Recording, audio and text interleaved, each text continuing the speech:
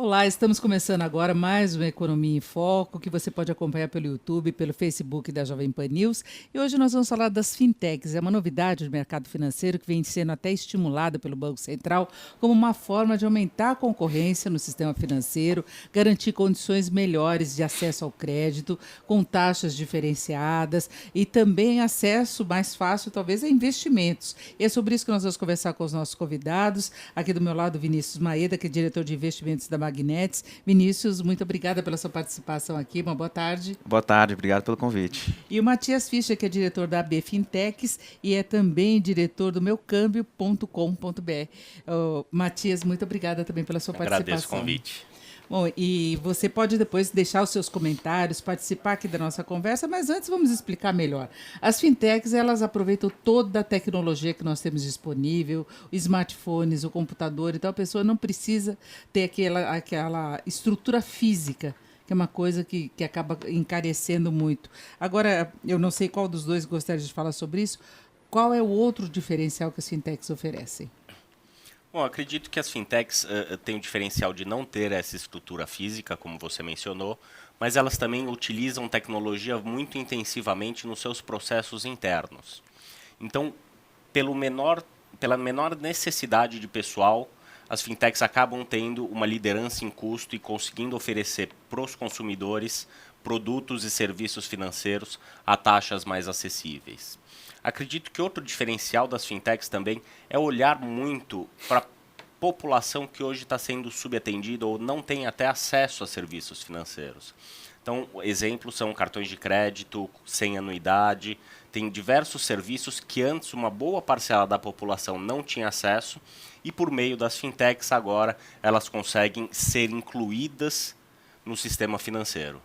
Eu acho que a maior prova de que há uma preocupação com o estímulo às fintechs é que o Banco Central regulamentou e permitiu que elas entrassem em algumas áreas que eram muito fechadas, por exemplo, agora podendo inclusive ter portabilidade do salário. Então as pessoas transferem o dinheiro para a fintech e aí começam a operar esse dinheiro, investir, aplicar, usando de uma forma normal, não é?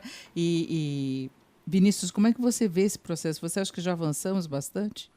Acho que tem de estar no início ainda, estão surgindo cada vez mais opções, né?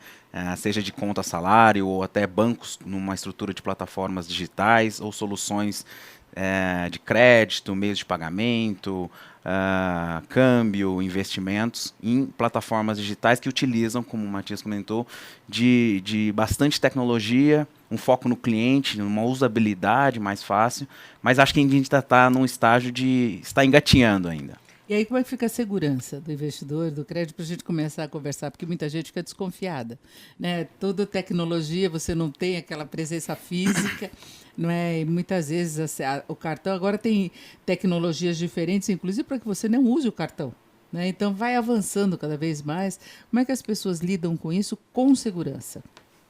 Bom, a população, e aí a gente fala de pessoas e empresas também, tem uma preocupação muito grande com relação à segurança do dinheiro, né? Todo mundo se esforça muito, trabalha o mês inteiro para ter o seu salário.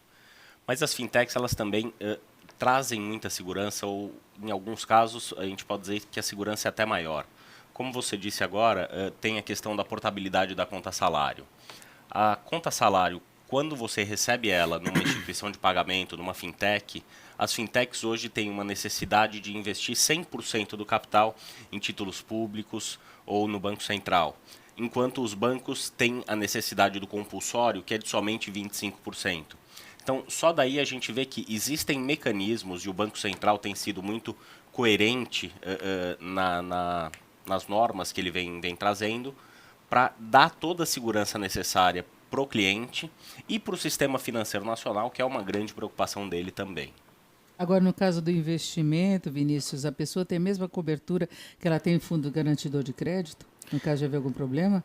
Dependendo da modalidade de investimento, sim, né? Nos casos dos títulos privados, por exemplo, CDBs, LCAs, LCIs, LCs, são emitidos por instituições reguladas, a maioria delas, na vasta maioria, aderentes ao Fundo Garantidor de Créditos, ao FGC. Então, as fintechs vêm mais na forma de facilitar ao acesso, a democratizar, aumentar a acessibilidade a produtos que, sim, têm essas proteções, essas garantias, até com tickets menores, né?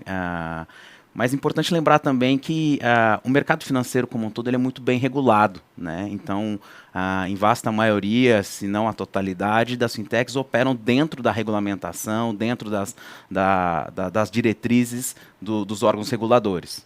Agora, a lei que foi aprovada recentemente em relação à segurança de dados tem alguma interferência nas fintechs? Também assegura maior garantia para o usuário consumidor? Bom, eu acho que, acredito que essa nova lei de proteção de dados pessoais é uma evolução muito grande. É algo que a gente vê já aconteceu na Europa com o que eles chamam do GDPR e agora a gente está trazendo aqui para o Brasil também com a Lei Geral de Proteção de Dados. Isso certamente é um benefício para a população como um todo, não só ao operar com fintechs, mas sim a utilizar até serviços de e-mail e ao visitar sites da internet. Mas aí o acesso das pessoas às fintechs, a pessoa, por exemplo, quer ter uma conta, transferir o salário, ver se vale a pena. Como é que ela checa isso no mercado? Como é que ela busca uma instituição, que não é instituição, não é uma fintech, que é diferente daquele tradicional do banco que você vai, mesmo a corretora, no caso de investir. Como é que ela tem acesso e sabe que funciona bem, que trabalha bem? Bom, tem um checklist que a gente recomenda que as pessoas façam antes de fazer a contratação de qualquer produto. E esse checklist acaba sendo válido, inclusive, para uma compra online. Então, assim, não custa nada a pessoa dar um Google, procurar referências, ver se conhecidos, amigos já utilizaram os serviços, ver as recomendações ou as críticas em canais como Reclame Aqui, Procon e até nas páginas de Facebook dessas empresas, para que elas consigam aí juntar um pouco de informação para tomar a sua decisão de uma maneira consistente. É porque é uma coisa complicada, você vai lá para transferir o seu salário, né? Exatamente. E acho que assim, uma das grandes mudanças que essa lei de portabilidade trouxe também foi uma alteração na dinâmica com que essa migração passa a ser feita. Antes dessa nova legislação, a gente tinha necessidade de ir ao banco aonde você estava recebendo o seu salário para fazer uma solicitação formal e pessoalmente para que o salário fosse transferido para outra instituição. E aconteciam diversos problemas porque tem um conflito de interesse que você está demandando a pessoa que está perdendo a sua conta para que tome uma atitude. Era uma burocracia terrível. Você mandar chegava embora. lá, eu vou pensar, eu vou fazer, e não queria, né? Às Queria vezes deixar o teu tinham dinheiro. mecanismos de retenção do cliente, então isentava taxas por um período, isso acontecia. Hoje a dinâmica já é bastante diferente. Basta que você converse com a instituição para onde você deseja mandar o seu salário, e essa instituição vai conversar com o banco atual que vem recebendo seu salário para que ele faça essa alteração. Então essa mudança de dinâmica facilitou muito a vida dos consumidores e acredito que vai trazer um índice de sucesso ainda maior para essa migração. Agora, a pessoa não querendo migrar, Vinícius, vamos falar de investimento para quem está do outro lado, ou querendo uma outra operação também de crédito, nós também vamos falar sobre isso. Aí ela também tem de fazer uma pesquisa para ver quem que oferece uma taxa maior, e você falou, inclusive, da questão que a pessoa pode aplicar uma quantidade menor, uma quantia menor de dinheiro, que é um problema muito sério que a gente tem no mercado financeiro, acho que desde sempre. Quem tem mais para aplicar ganha mais, tem acesso a fundos com taxa de administração menores, tem uma remuneração maior no caso de comprar títulos, com exceção do título do governo, que o rendimento é igual. Aí, nesse caso, para escolher o investimento, como é que fica? Acho fundamental também realizar a pesquisa, né? Hoje existem diversas plataformas, opções, seja através de corretoras ou até mesmo soluções onde a proposta vai através do canal 100% digital, mas a pesquisa é fundamental, assim como o Matias mencionou, pesquisando em redes sociais, pesquisando em sites de avaliação ou índice de reclamação daquela instituição. E sim, cada vez mais tem surgido opções mais acessíveis, com taxas no quesito custo cada vez menores e até, em casos de títulos de renda fixa, taxas maiores, o que é bom para o investidor, né? Mesmo com tickets menores, né? Importante lembrar que, na maioria das corretoras hoje ou instituições fora dos principais bancos de varejo, está existindo a isenção da taxa de administração ou custódia dos títulos públicos federais, do Tesouro Direto, né? Mas ainda nos grandes bancos de varejo, eles acabam usufruindo da comodidade que proporcionam ao investidor e acabam cobrando ainda essa taxinha aí que no final do ano acaba tirando do rendimento. Agora, os grandes bancos não querem ficar atrás, né? Eles tentam segurar, participar mais desse processo também, investindo mais nessa área digital, dando essa facilidade, essa inovação, mas as condições são diferentes, né? Continuam ainda diferentes. A gente tem visto um movimento desses principais bancos de varejo abrindo as plataformas, né, tornando acessível e possível que o cliente invista em gestoras, em estratégias que são classificadas, né, como independentes, de casas não vinculadas a esses grandes bancos, que no final do dia acabam aumentando a possibilidade do investidor acessar produtos de melhor qualidade, produtos com maior diversificação. Agora, como é que a pessoa identifica, começando bem do básico, vocês falaram de pesquisa e tudo mais, ela teve a recomendação para saber se essa fintech é registrada, se tem autorização de funcionamento, se não é uma fraude, porque isso existe até sites, por exemplo, de compra que não existem. Né? E é até difícil identificar para quem não está acostumado, porque eles têm um site todo bonito, tem às vezes até telefone de contato, só que na hora que você precisa para reclamar, aquilo não funciona. Né? É uma fraude efetiva mesmo e demora. É curioso que fica muito tempo operando. No caso de uma fintech, que você vai investir, por exemplo, como é que você descobre se ela tem registro, se está operando de uma forma regular? Bom, algumas fintechs têm a necessidade de serem aprovadas pelos órgãos reguladores, né? Então, como reguladores principais do segmento financeiro aqui no Brasil, hoje, a gente tem o Banco Central, a CVM, que é a Companhia de Valores Mobiliários, e também a SUSEP, que regula a parte de seguros. Mas não são todas as fintechs que são reguladas ou requerem uma autorização expressa destes órgãos para exercerem as suas atividades. Um dos exemplos é o segmento de câmbio. No segmento de câmbio, você pode atuar como um correspondente cambial. Então, o Banco Central dá para as instituições autorizadas a operar em câmbio a permissão para que ele crie como se fossem franquias ou afiliados para que façam o serviço de venda para eles. E tem uma relação no site do Banco Central de todos os correspondentes autorizados. Isso ocorre também para crédito, né? E também, adicionalmente, caso tenha alguma dúvida com relação à regularidade do modelo de negócio, da proposta daquela instituição, os consumidores podem procurar a Associação Brasileira de Fintechs, que tem um processo de admissão dos associados, onde o primeiro passo é justamente garantir a legalidade daquele modelo de negócio. Então, a nossa preocupação na associação é muito grande com relação à segurança dos consumidores. As fintechs são novas, estão surgindo, são seguras, mas sempre existe um risco de alguns espertinhos aproveitarem as ocasiões de coisas que estão surgindo, que estão tendo sucesso, para se aproveitar de pessoas que não têm uma instrução muito grande. Eu falo isso até porque eu já recebi muita coisa de divulgação de grandes propostas aí de investimento e é através de tecnologia. Então é uma coisa assim meio mágica. Fique rico, aquela velha história, né? Aquele discurso muito atraente, assim, que você vai ter um ganho muito acima da média do mercado. Isso eu acho que é um ponto já a pessoa já desconfia de cara, né? Quando é verdade. Tem esse tipo de proposta. É verdade, acho que é super importante e válido ficar atento.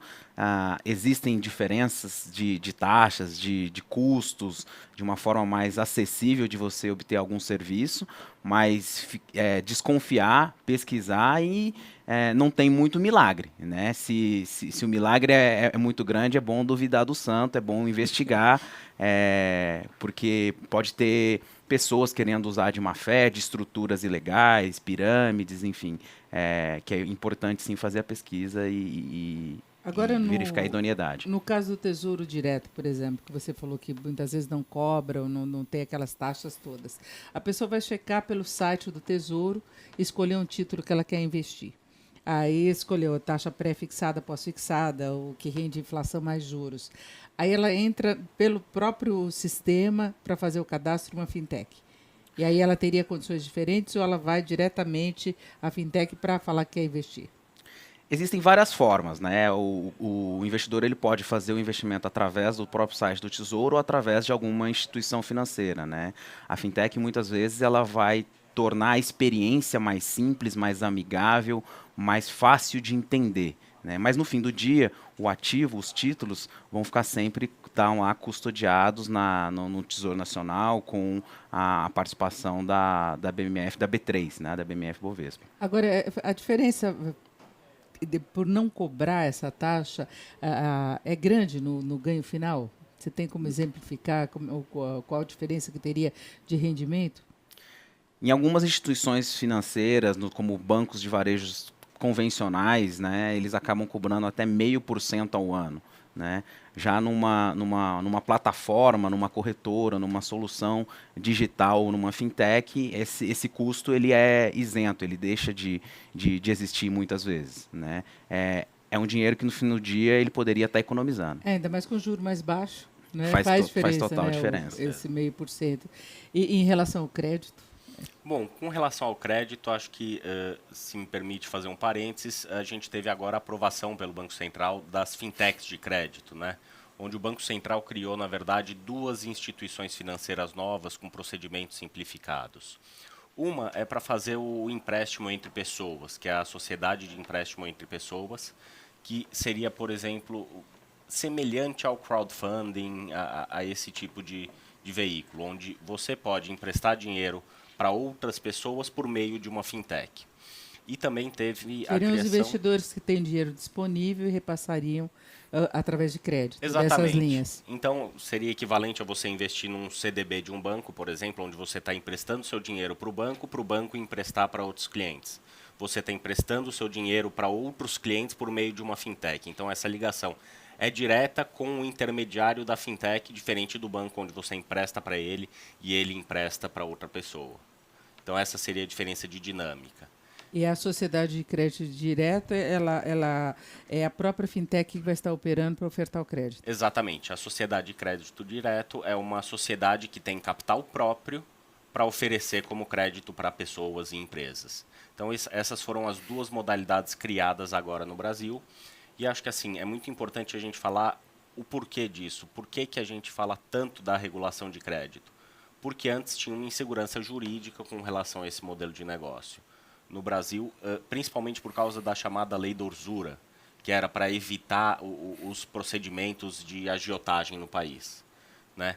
Então, em função deste dilema, tivemos até um caso de uma empresa norte-americana que veio para o Brasil alguns anos atrás, exatamente com este modelo, e infelizmente os diretores tiveram o desprazer de passar uma noite na prisão por ser entendido como um modelo de agiotagem. Então agora, com essa clareza em cima deste modelo de negócio, a gente vê disponibilidade de capital vindo de fundos como FDICs, que são direitos creditórios, que compram esses direitos creditórios, dando funding para as fintechs emprestarem esse recurso, até instituições próprias que já faziam crédito, também utilizando essas fintechs para fazer a precificação dos empréstimos. Né? Então, essas instituições podem, além de conceder o empréstimo, prestar um serviço de consultoria sobre a precificação deste crédito. E isso tem tido bastante sucesso, porque são modelos diferentes dos que a gente encontra nos bancos tradicionais. E com isso, os juros acabam sendo reduzidos ou empresas e pessoas que antes não tinham acesso a crédito passam a ter acesso a crédito por meio dessas fintechs. O rigor é menor na escolha da clientela? Eu acredito que o rigor não seja nem um pouco menor. Pelo contrário, são utilizadas novas ferramentas, até tem algumas empresas que usam até os seus dados de Facebook com a sua autorização, naturalmente, para traçar o seu perfil. Já um banco ele vai olhar se você tem contas em atraso, qual que é o seu perfil, se você já tomou crédito e pagou em dia. Então, as fintechs estão utilizando novas ferramentas, novas informações, novos dados para conseguir precificar alguma coisa que pelos modelos antigos acabava dando um score, que é o risco inviável para esse empréstimo. Agora, aí cai o spread bancário mesmo, que é aquela velha história que a gente fala de os juros no Brasil serem absurdamente altos, e são altos demais. Quando você pega, por exemplo, a taxa básica, ela caiu no menor nível já registrado. Né? E aí você tem taxas de 40%, 60%, até 200% ao ano, até mais. né? Então, é o quê? Lucro, custo operacional, tributação, mas tem uma margem lá que se cobra aquela questão de risco. No caso das fintechs, diminui para valer substancialmente para a pessoa conseguir ter o acesso a crédito? Bom, as fintechs têm operado com margens menores, não só por sua eficiência em custo, mas também por uma estratégia de aquisição de clientes. Naturalmente, para que a gente fale, tenha um impacto disso no spread bancário nacional como um todo, a gente precisa ainda de um pouquinho de tempo, a gente precisa que a população continue confiando cada vez mais nesse tipo de empresa, para que com a maior representatividade, a maior concorrência, os bancos se sintam estimulados a reduzir os seus spreads ou até a rever os seus modelos de crédito para encontrar essas mesmas taxas que as fintechs vêm encontrando hoje. Agora, qual que é o perfil do foco das fintechs? Porque, para começar, a pessoa tem que saber lidar com tecnologia, tem que estar acostumada, tem que ter segurança, a pessoa não pode ficar fazendo bobagem lá na hora, né? Tem um perfil. Os mais jovens têm mais acesso? Usam mais? Eu acredito que eles possuem mais facilidade em utilizar os periféricos, os aplicativos, seja através do celular ou através de plataformas e sites, em chegar ou mais familiaridade em poder utilizar através desse meio, né, essa solução digital. Mas não é restrito, não está restrito somente aos jovens, aos milênios, a geração que veio aí desde 1985, talvez, É né? que gosta tudo com aplicativo mesmo, né? Com tudo no celular, com A tudo no conversa é aplicativo. toda através tá lá na mão, né? Perdeu o celular, acabou o contato. É verdade. Esse é o problema, mas é uma mudança, né? Então acaba atraindo mais, porque na verdade a gente sabe que, por exemplo, crédito não necessariamente são os mais jovens que precisam. A gente tem um desemprego muito alto, que pega chefes de família, né, microempresário, que precisa de recursos. Né? Então, conseguem lidar bem com essa nova tecnologia?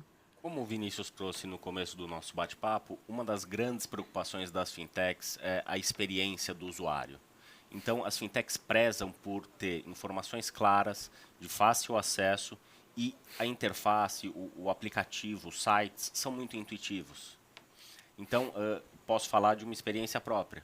A nossa cliente na Meu Câmbio mais antiga é uma senhora de 76 anos de idade, que está aproveitando a melhor idade para viajar bastante, conhecendo o mundo.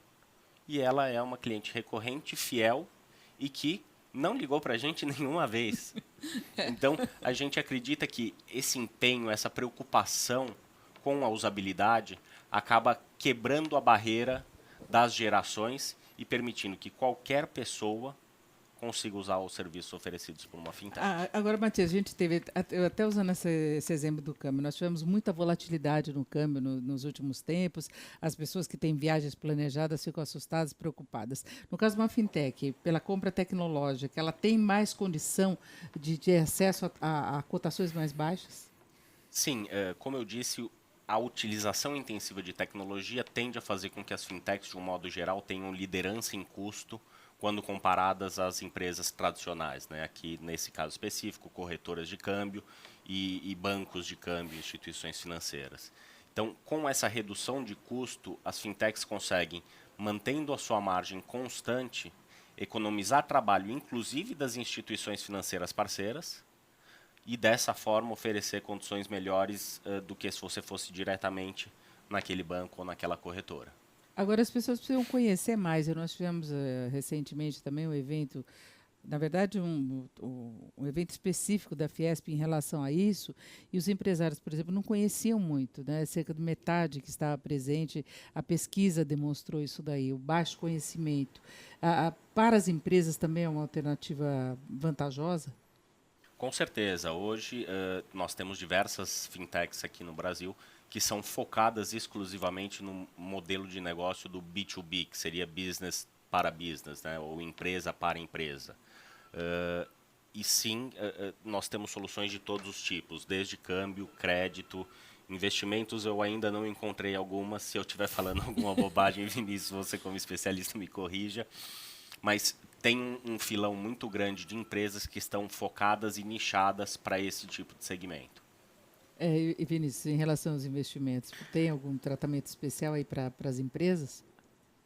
A maioria delas ainda está voltada às soluções para a pessoa física, para o consumidor final, mas já existem algumas iniciativas começando a surgir voltada para o grupo corporativo, muitas vezes até como uma solução de benefício, né?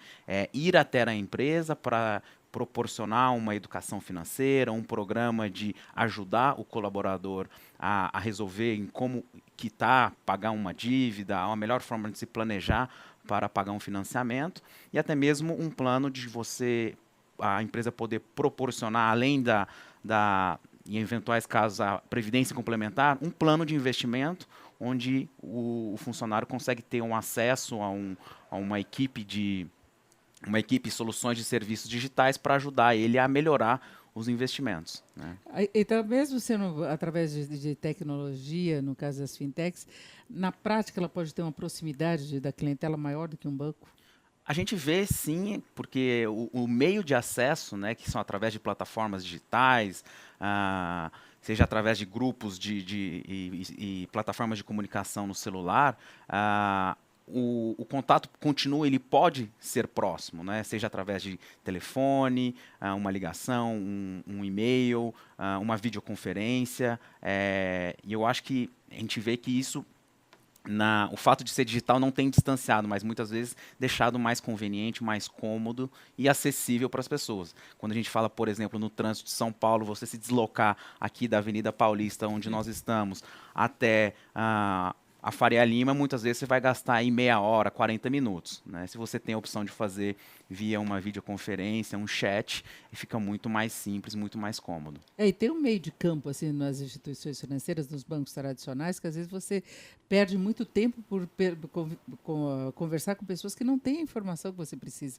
Seja por meio telefônico, quando você quer conversar mesmo, ter alguma orientação, eu acho que é uma barreira. E a falta de informação, por exemplo, é muito segmentado, quem cuida de investimento, de crédito. Aí quando você entra numa agência, muita gente pode não ter como dar a informação. Às vezes até o gerente não sabe como funciona determinada aplicação, né?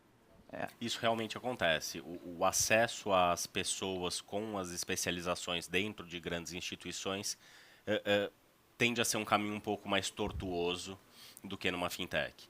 As fintechs têm uma preocupação muito grande com o cliente. O cliente está no centro da experiência e as fintechs só existem para atender aqueles clientes.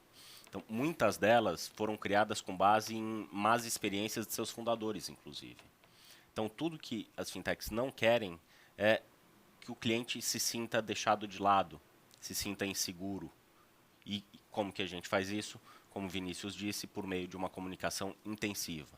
Disponibilidade, facilidade na linguagem, são coisas muito importantes que tranquilizam muito a população. Eu acho que é uma coisa muito importante que o Vinícius falou, dessa possibilidade de planejamento, de reorganização das finanças, que é um problema seríssimo que a gente tem aqui no Brasil. É só você ver o quanto que nós tivemos de aumento de inadimplência, no geral, né? As pessoas não conseguem administrar e a gente está vindo de uma fase recessiva que se imaginava que depois, ainda que o desemprego estivesse alto, as pessoas não repetissem aquele histórico de endividamento. E a gente tem no cartão, no cheque especial.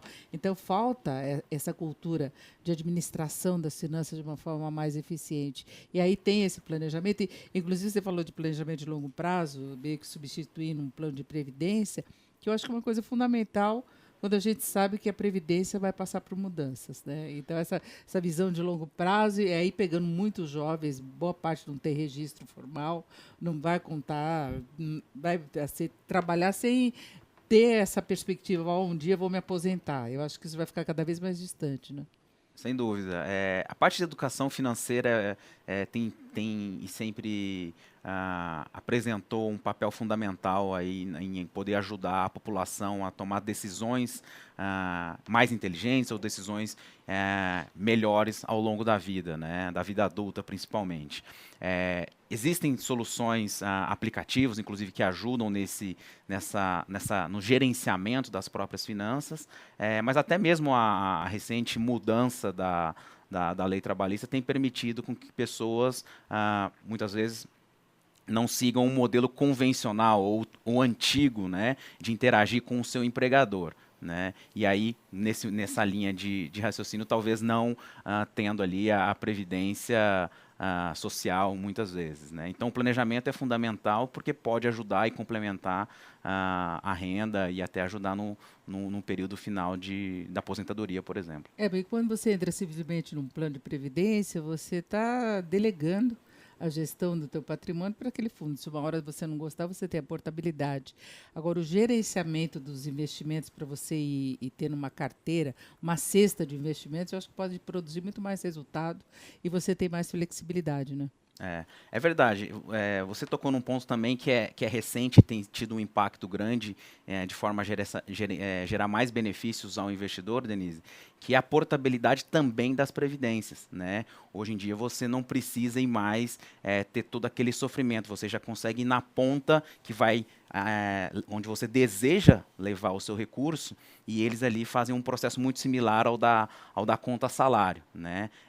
Não é tão simples, mas já foi bastante facilitado, né?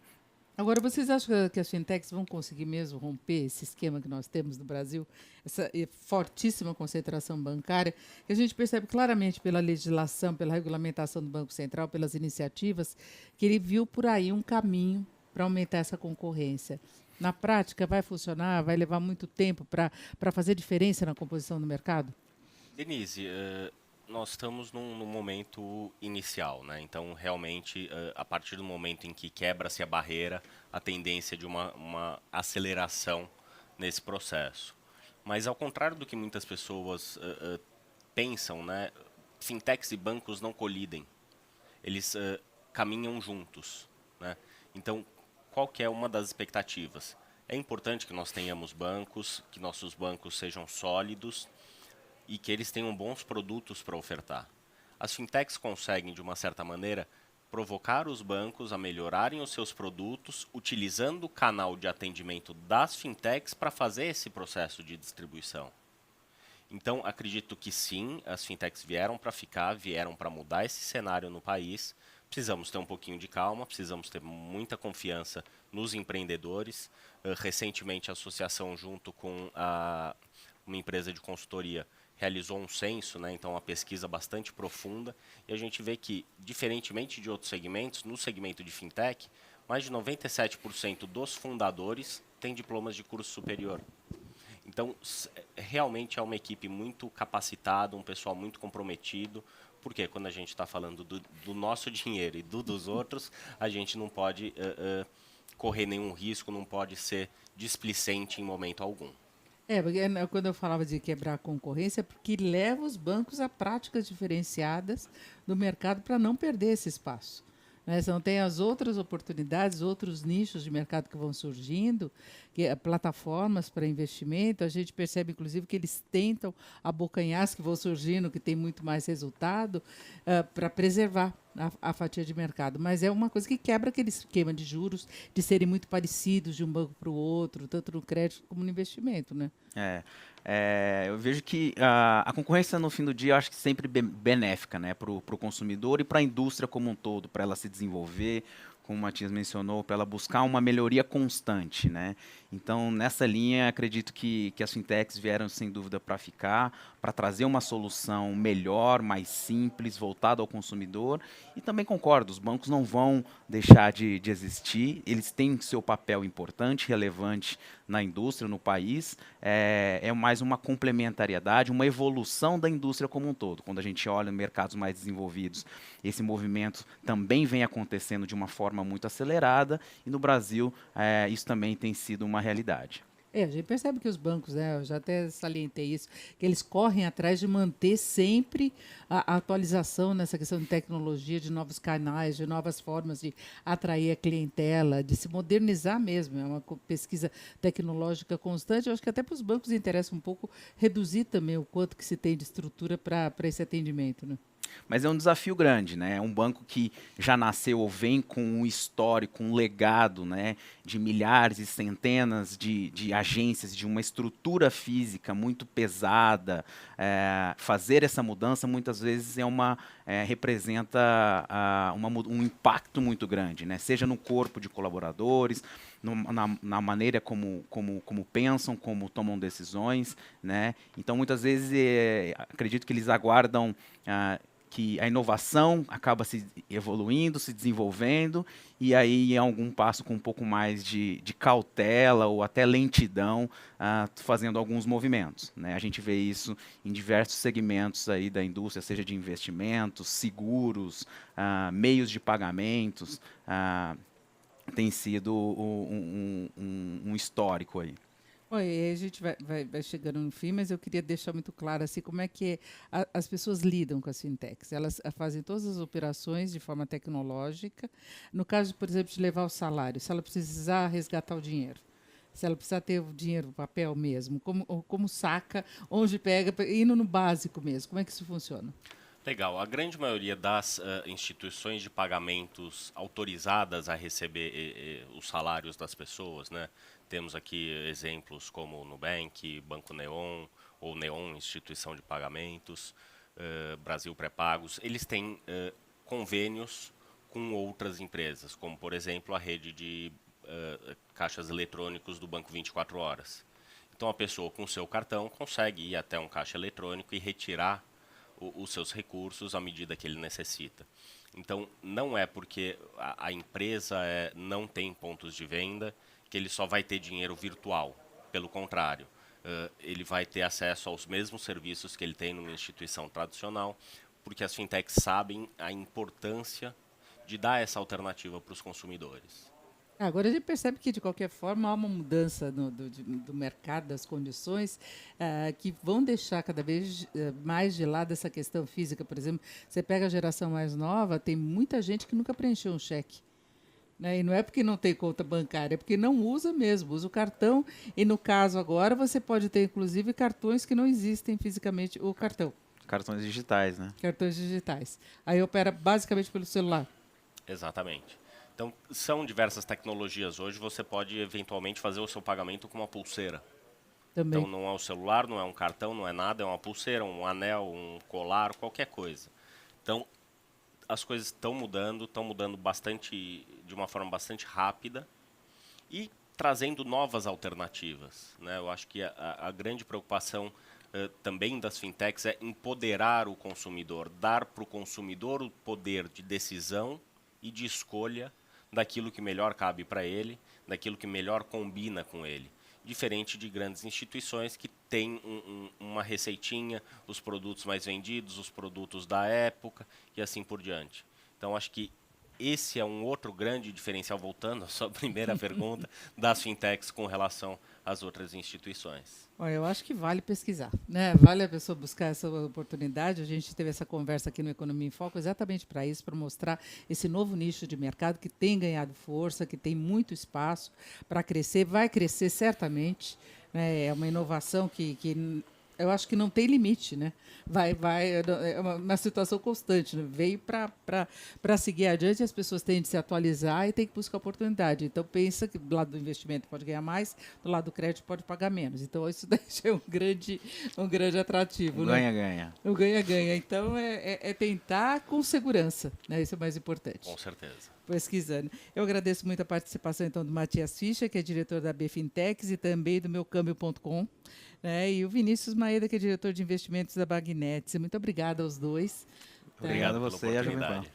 E obrigada a você que esteve com a gente até agora. E você pode conferir depois na íntegra o nosso programa, se você não acompanhou por inteiro, e ver também os nossos programas anteriores. Eles ficam disponíveis no canal no YouTube e também no Facebook da Jovem Pan News. Uma boa tarde.